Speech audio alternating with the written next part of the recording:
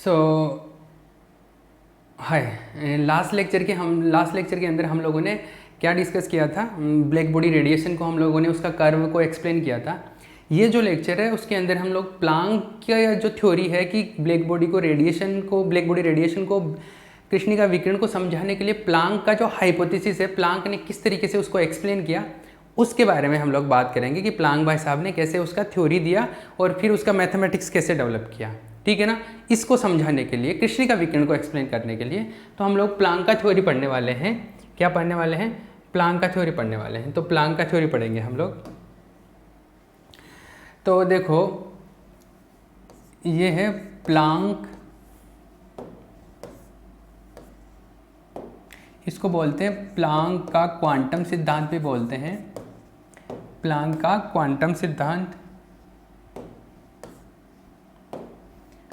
Planck का quantum सिद्धांत, quantum theory of Planck, quantum सिद्धांत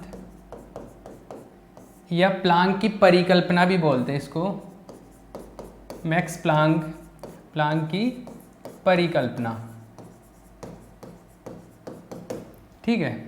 हाइपोथेसिस ऑफ प्लांक या प्लांक्स क्या है? Quantum theory, Planck's quantum theory या प्लांक्स हाइपोथेसिस, प्लांक्स हाइपोथेसिस।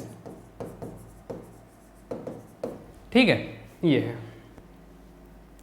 अब प्लांक का क्वांटम सिद्धांत क्या है, उन्होंने कैसे उसको एक्सप्लेन किया कृष्णिका विकिरण को, तो उनको एक्सप्लेन करने के लिए उन्होंने एक चीज़ बताई कि जैसे कोई भी बॉडी है, जैसे कोई ये बॉडी है, अगर ये किरणें उत्सर्जित कर रहा है या अवशोषित कर रहा है, मतलब रेडिएशन हो रहा है इससे या इससे एब्जॉर्प्शन हो रहा है, जो भी ऊर्जा का एमिशन या एब्जॉर्प्शन होगा, उत्सर्जन या अवशोषण होगा, वो अवशोषण कैसे होता है? इसके अंदर जो पार्टिकल है वो ऑसिलेशन करते हैं, वो दोलन गति करते हैं, उनको बोला गया ऑसिलेटर। क्या बोला गया? दोलक बोला गया। और वो जो दोलक होते हैं उनसे जो ऊर्जा का उत्सर्जन होता है वो एक पर्टिकुलर तरीके से होता है। वो कैसे होता है, मैं पहले इसको लिखवा देता हूँ, फिर मैं उसको एक्सप्लेन करूँगा। ठीक है। फिर इसका हम लोग पूरा मैथमेटिक्स डेवलप करेंगे। तो लिखो, प्लांक के अनुसार, प्लांक के अनुसार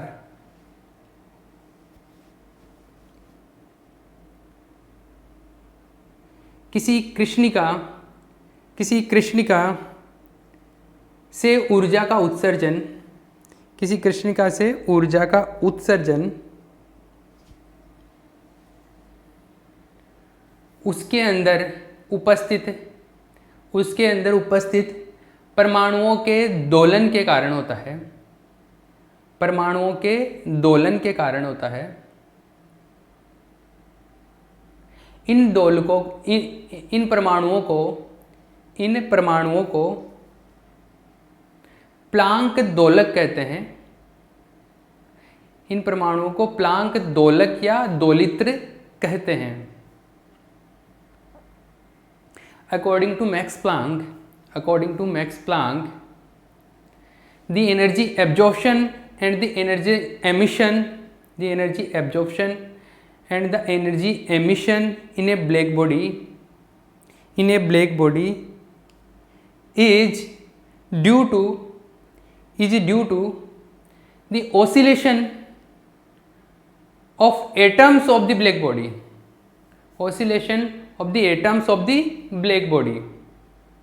These atoms are known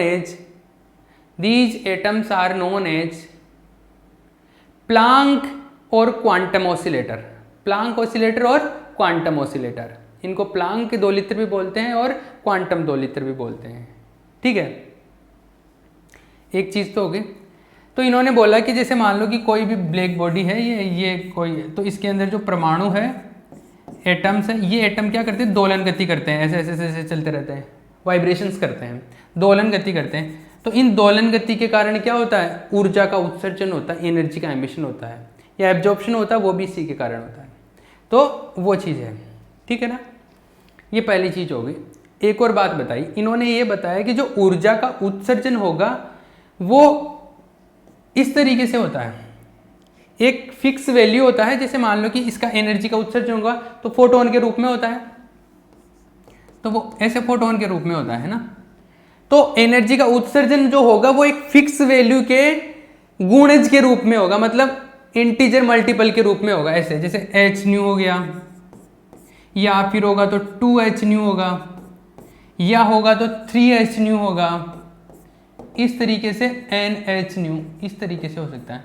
मतलब 3, 2, 1, ये 0h न्यू भी बोल देते हैं एक। तो ऊर्जा का जो उत्सर्जन होगा जैसे h न्यू के पूर्ण गुणज के रूप में हो रहा है, h न्यू का 0 गुणज, 1 गुणज, 2 गुणज, 3 गुणज, n गुणज, इस तरीके से होगा ऊर्जा का उत्सर्जन। मतलब कोई एक न्यूनतम ऊर्जा ले लो, उसके गुणज के रूप में होता है, उसके इंटीजर मल्टीपल की फॉर्म में होता है। तो इसके अंदर लिखो पैराग्राफ चेंज करके, इन दोलकों द्वारा उत्सर्जित ऊर्जा का मान, इन दोलकों द्वारा उत्सर्जित ऊर्जा, इन दोलकों द्वारा उत्सर्जित ऊर्जा एक न्यूनतम ऊर्जा के पूर्ण गुणज के रूप में प्राप्त होती है। एक न्यूनतम ऊर्जा के पूर्ण गुणज के रूप में प्राप्त होती है। एक न्यूनतम ऊर्जा के पूर्ण गुणज के रूप में प्राप्त होती है। इस न्यूनतम ऊर्जा को क्वांटम कहते हैं। ये यहाँ पर जैसे एक क्वांटम का, एक क्वांटम या फोटोन बोलते हैं, इस न्यूनतम ऊर्जा को क्वांटा कहते हैं, क्वांटम नहीं क्वांटा कहते हैं। तो इंग्लिश में लिखो, the energy radiation by the black body, the energy radiation by the black body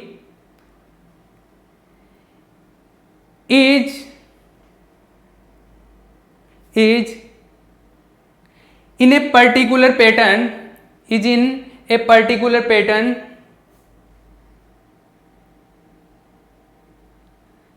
that the all type of energy, the all type of radiated energy will be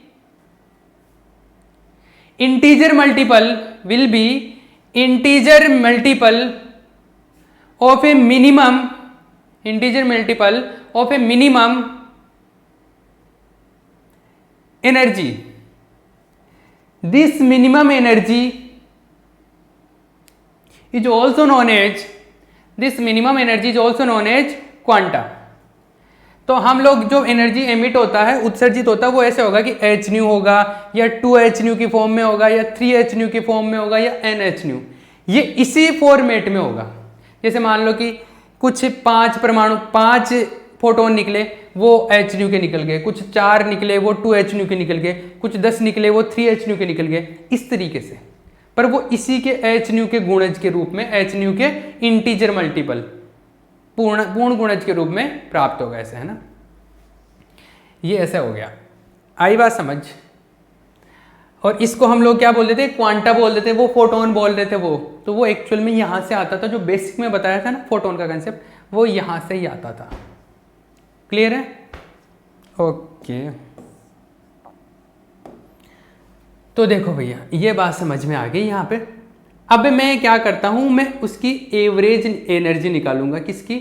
अब जैसे मान लो कि इसमें 1000 एटम है जो वाइब्रेट कर रहे हैं, दोलन गति कर रहे हैं, तो उन वो 1000 क्या हो गए, दोलक हो गए ना, 1000 दोलन गति करने वाले परमाणु हो गए। अब किसी से कुछ ऊर्जा निकल रही है, किसी से कोई निकल रही है, किसी से कितनी निकल रही है, अलग अलग निकल रही है। इन सब की एवरेज एनर्जी अगर मैं निकालूँ तो वो कितनी आएगी, औसत ऊर्जा, मतलब दोलकों की औसत ऊर्जा, average energy of Planck oscillator या क्वांटम ऑसिलेटर, वो कैलकुलेट करनी एवरेज एनर्जी। तो वो एवरेज एनर्जी कैलकुलेट करना है मुझे, ठीक है। वो कैलकुलेट करूँगा, उससे पहले आप यहाँ पर ये लिख सकते हो, जो वो थ्योरी लिखा था ना, वो ऐसे लिख, उसके आगे ऐसे लिख सकते हो, न्यूनतम ऊर्जा, मिनिमम एनर्जी, मिनिमम एनर्जी, और ये लिख सकते हो, ठीक है। ये न्यू क्या है, आवृत्ति है, यहाँ पे फ्रीक्वेंसी है। न्यू क्या है, आवृत्ति है, फ्रीक्वेंसी है। क्लियर है? अब देखो यहाँ पर इसका वो निकालते, औसत ऊर्जा निकालते। तो एग्जाम में कई बार ऐसे भी पूछ लेते हैं, प्लांक की परिकल्पना क्या है, प्लांक के दोलित्र की औसत ऊर्जा बताइए, ठीक है ना। What is Planck's hypothesis, explain the average energy of Planck oscillator, ठीक है। तो प्रूफ या इसका डेरिवेशन है प्लांक ऑसिलेटर की औसत ऊर्जा। तो प्लांक दोलित्र या क्वांटम दोलित्र भी बोलते हैं इसको, क्वांटम दोलित्र भी बोलते हैं। प्लांक दोलित्र की औसत ऊर्जा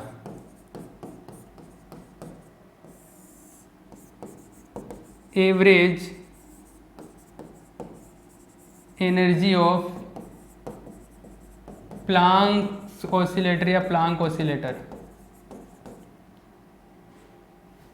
ठीक है, तो देखो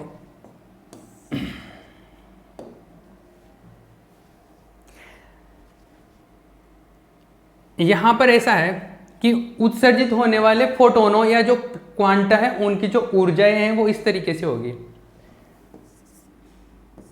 उत्सर्जित ऊर्जाएं रेडिएटेड एनर्जी या एमिटेड रेडिएटेड एनर्जी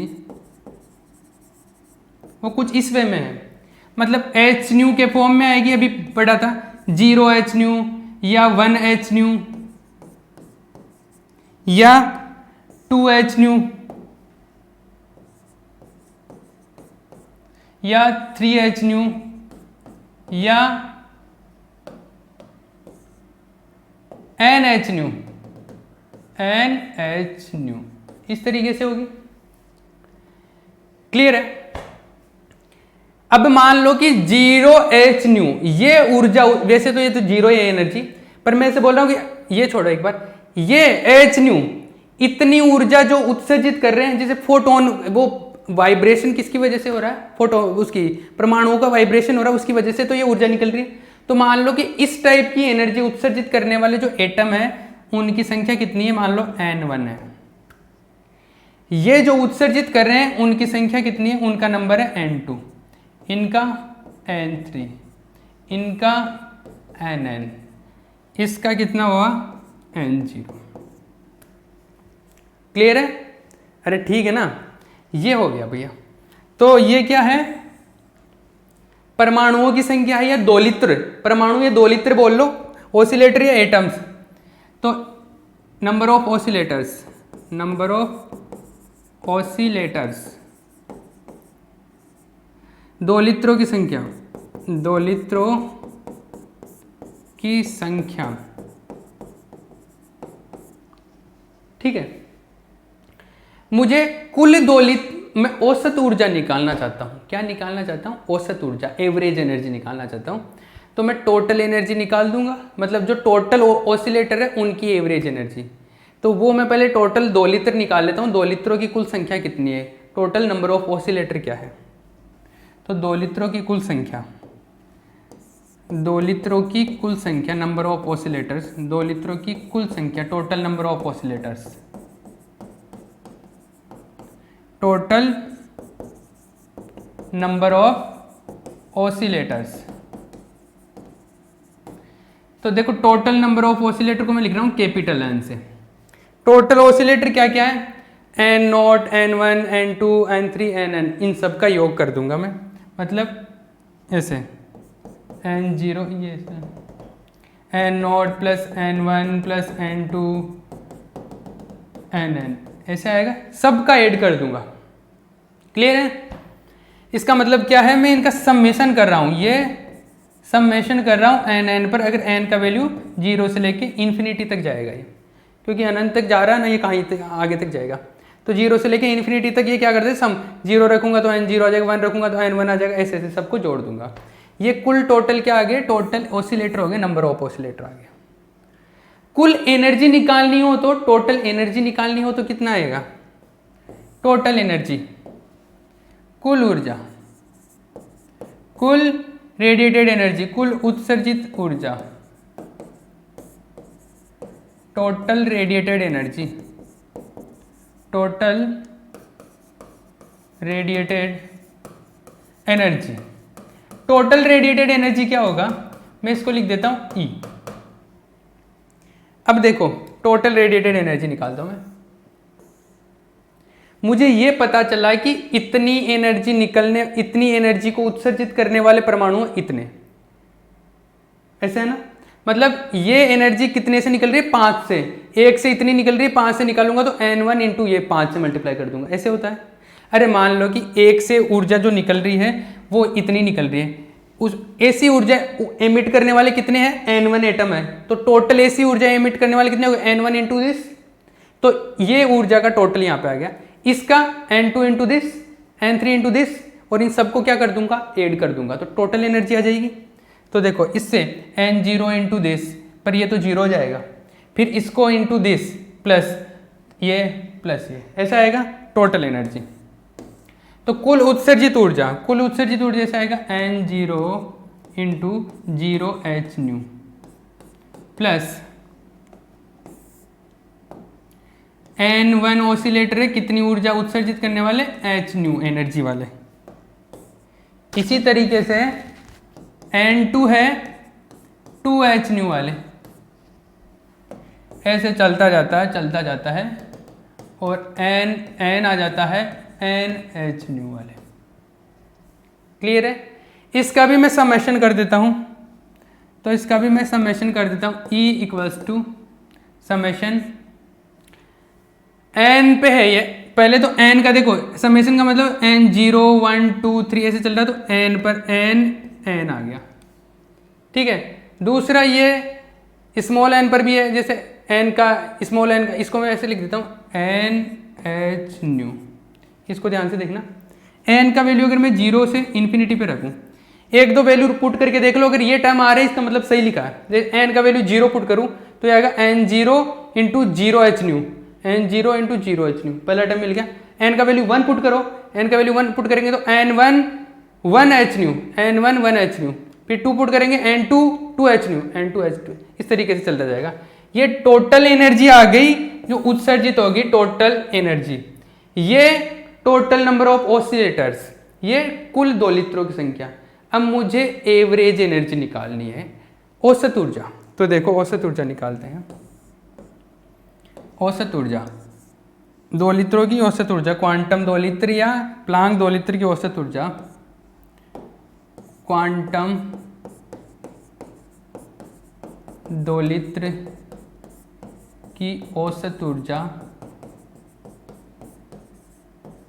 जो आएगी average energy of quantum oscillator, average energy of quantum oscillator. ये क्या होगी भैया, एवरेज क्या होता है भाई, अरे एवरेज को मैं ऐसे लिख रहा हूँ, ऐसे एवरेज निकालना है। मान लो 5 लोगों की एनर्जी टोटल इतनी है, तो एवरेज निकालने के लिए क्या करोगे, टोटल एनर्जी में 5 से डिवाइड कर दूंगा, ऐसे ही करते हैं। तो मेरे पास में कुल ऊर्जा लिख दो, टोटल एनर्जी को लिख दो, कुल ऊर्जा टोटल एनर्जी, और कितने एटम्स में बट रही है, कितने ऑसिलेटर्स में बट रही है, कुल दोलित्रों की संख्या आ जाएगी। दोलित्रों की कुल संख्या, टोटल नंबर ऑफ ऑसिलेटर, दोलित्रों की कुल संख्या, total number of oscillators, total number of oscillators, ऐसा आएगा टोटल नंबर ऑफ ऑसिलेटर्स। तो इनका तो वैल्यू अपने पास में था ही पहले, कुल ऊर्जा निकाल ली थी हमने।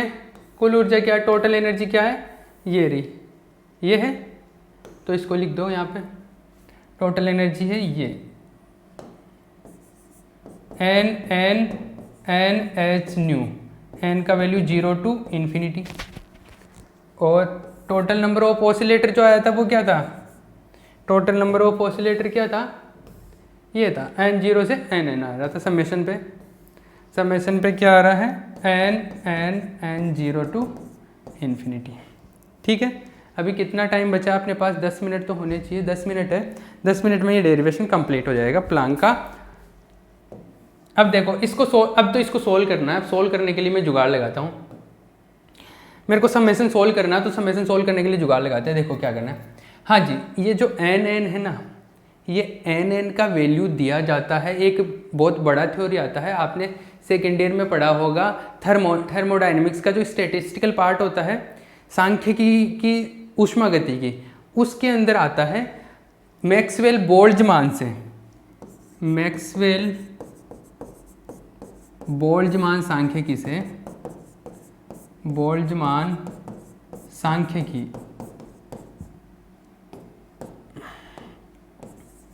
सांख्यिकी से by the Maxwell Boltzmann statistics, उससे क्या मिलता है, उससे ये जो वैल्यू है ना, ये कौन सा nn, इसका वैल्यू देता है वो, और वो वैल्यू मिलता है ऐसा a e to power minus N H nu by के टी। ये e की पावर में एक्सपोनेंशियल का पावर है। ये वाला वैल्यू बोल्ट्जमान सांख्यिकी का एक पूरा डेरिवेशन आता है और उसका लास्ट का रिजल्ट ये आता है। इसको मैं यहाँ पे यूज करूँगा। ये वाला वैल्यू याद रखना पड़ेगा इस डेरिवेशन के लिए, क्योंकि फिर अगर ये वाला कैलकुलेट करोगे तो सेकेंड ईयर का फिर एक और क्वेश्चन हो जाएगा, तो वो मैं यहाँ पर नहीं करवाऊँगा। तो आप इसको लिख लो, इक्वेशन नंबर कुछ 1 लिख लो, या a लिख दिया, इसको लिख दो b। तो from equation a and b, from a and b, देखो nn का वैल्यू यहाँ पे पुट कर दो, कुछ नहीं करना, nn का वैल्यू पुट करना है। nn का वैल्यू पुट करते हैं तो क्या आता है,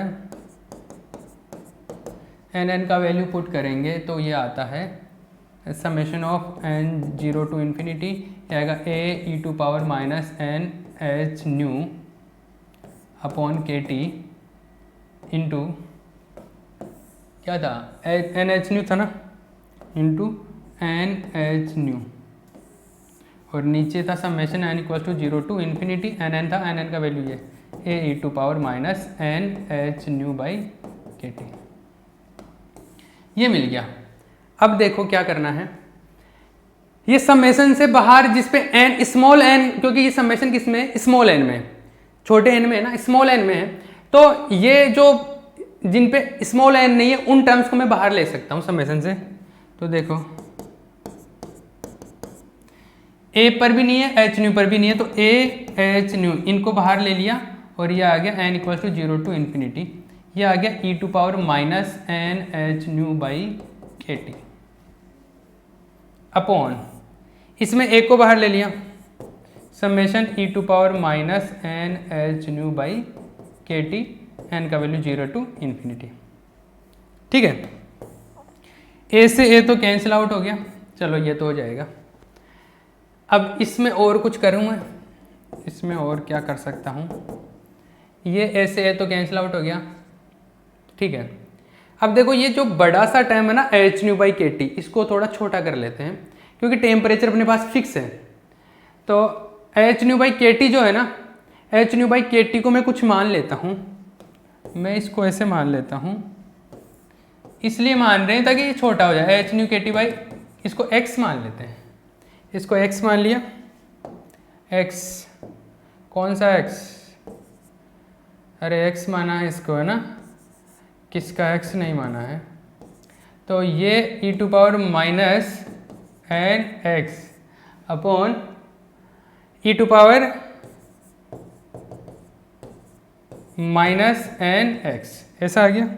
हाँ जी, ये एक चीज़ हम लोग मिस्टेक कर रहे हैं शायद यहाँ पे, एक मिस्टेक, ये देखो n भी था ना यहाँ पे, n तो अंदर ही रहेगा, तो यहाँ पे n भी था, ये n भी था,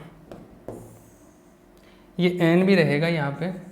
ठीक है, ये n है। अब इसको सोल्व करना है, मैं इसको ऐसे लिख लूँ तो किसको कैसे लिख लूँ, ये जो है n E to power minus N X को मैं ऐसे लिख सकता हूँ कि देखना, minus D by D X E to power minus N X. अगर इसको वापस सोल्व करने पे ये मिल जाता है, इसका मतलब ऐसा लिख सकता हूँ, देखो मिल रहा है क्या, इसको डिफरेंशिएशन करेंगे तो क्या आएगा, इसका डिफरेंशिएशन करेंगे तो minus N X minus N E to power minus N X आएगा, तो माइनस माइनस तो प्लस हो जाएगा, N E to power minus X बच जाएगा। इसका मतलब इसको सोल्व करने पे ऐसा आता है, मतलब इसको ऐसा लिखा जा सकता है।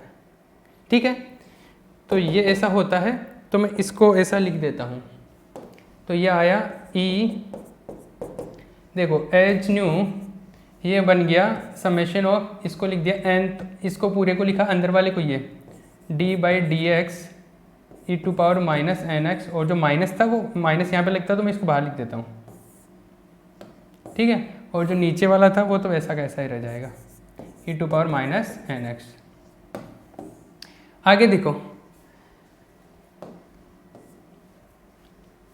समेशन जो है वो स्मॉल एन में है और डिफरेंशिएशन है वो एक्स में है। ये प्रॉपर्टी ध्यान में रखना, मैथमेटिक्स में बहुत जगह पे काम में आता है। अगर डिफरेंशिएशन एक्स में है, ये अलग वेरिएबल में, ये अलग वेरिएबल में, तो डिफरेंशिएशन को बाहर भी ले जा सकते हैं, या अगर बाहर होता है तो अंदर भी लेके जा सकते हैं, कोई फर्क नहीं पड़ता। मतलब मैं इसको ऐसे लिख सकता हूँ, मैं इसको ऐसे लिख सकता हूँ, कैसे, माइनस एच न्यू, ये डिफरेंशिएशन को मैं ऐसे लिख सकता हूँ, D by D X summation E to power minus N X, ऐसा, N equals to 0 to infinity, ऐसा लिख सकता हूँ। और ये जो नीचे था वो तो ई to power minus N x, n equals to 0 to infinity. अरे क्लियर है? कब लिख सकते हैं? जब ये दोनों वेरिएबल, जैसे यहाँ पे n है, यहाँ पे x है, डिफरेंशिएशन x के रिस्पेक्ट में हो रहा है और समेशन x n में हो रहा है, इसलिए दोनों को ऐसे लिख सकते हैं। अब देखो इसको सोल्व कर रहा हूँ मैं, ये दोनों देखे, दोनों ये सेम ही है, इसको सोल्व कर लेता हूँ मैं, इसको सोल्व कर रहा हूँ। ये e to power minus N x, n बराबर 0 टू इन्फिनिटी, इसमें टर्म्स निकालता हूँ। n का वैल्यू 0 पुट करूँगा तो आएगा ई टू पावर 0, फिर 1 पुट करूँगा तो ई टू पावर 1, n का वैल्यू 1 तो x plus E to power minus 2x, इस तरीके से चलेगा। मतलब ये आ जाएगा 1 plus E to power minus X plus E to power minus 2x minus 3x, ऐसे चलेगा। ये एक जीपी बन रही है, गुणोत्तर श्रेणी बन रही है, और गुणोत्तर श्रेणी के ये n पदों, इन्फिनिट पदों का योग हो गया, एक तरीके से इन्फिनिट पदों का योग हो रहा है। तो इसका अगर मैं पदों का योग करता हूँ तो ये जो गुणोत्तर श्रेणी के जो टर्म्स का समय होता है वो क्या होता है, उसका फॉर्मूला ऐसा होता है, s equals to sum equals to a upon 1 minus R, ऐसा होता है।